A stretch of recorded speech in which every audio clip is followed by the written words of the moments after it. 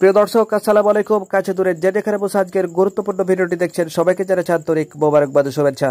তো আমরা যখন ডাটা অন করার জন্য এভাবে করে আমরা উপর থেকে নিচ দিকে নামাই, তখন একটি অপশন কিন্তু আমাদের চোখে পড়ে, সেটা হচ্ছে পোর্ট্রেট এই অপশনটি। তো অনেকেই কিন্তু জানতে চান যে এই পোর্ট্রেট অপশনের কাজটা কি।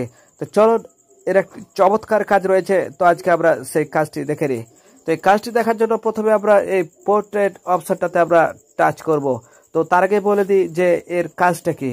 তো প্রিয় দর্শক, আমরা যখন বিভিন্ন সময় ফোনটা খাড়া করে ধরে থাকি, তখন ফোনটাকে বড় করে বা বিভিন্ন সময় বিভিন্ন ভিডিও বা বিভিন্ন সময় বিভিন্ন কাজ করার জন্য আমাদের ফোনটিকে পাতলা করে দেখার প্রয়োজন হয়।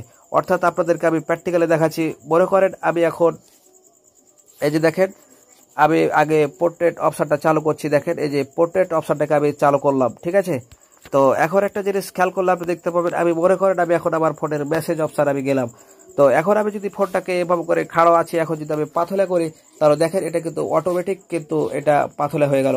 অর্থাৎ দেখেন, আপনার যদি প্রয়োজন হয় এটা পাতলা করার, তাহলে সেক্ষেত্রে আপনি মেসেজ হোক বা যে কোনো ভিডিও হোক বা যে কোনো ক্ষেত্রে আপনি বিভিন্ন অ্যাপস বলেন বা যে কোনো আপনি আপনি যদি বিভিন্ন গুগল থেকে বলেন বা যে কোনো জায়গা থেকে আপনি যাই পড়ছেন, আপনি লেখাটাকে যদি পাতলা করার কোনো প্রয়োজন হয় বা কোনো সেটিংস করার ক্ষেত্রে যদি আপনার পাতলা করার প্রয়োজন হয়, তাহলে সেক্ষেত্রে কিন্তু এই পোর্ট্রেট অপশনটি কাজ করবে। আবার যখন আপনি খাড়া করবেন তখন কিন্তু আবার আগের মতো হয়ে যাবে। আবার যখন আপনি কিন্তু পাতলা করবেন তখন কিন্তু আবার সেটা পাতলা হয়ে যাবে। তো বুঝতে পারছেন যে পোর্ট্রেট অপশনের একটি গুরুত্বপূর্ণ কাজ রয়েছে, যা কিন্তু খুব হেল্পফুল। তো প্রিয় দর্শক, আশা করি আপনি বুঝতে পেরেছেন যে পোর্ট্রেট অপশনের কাজটা কি।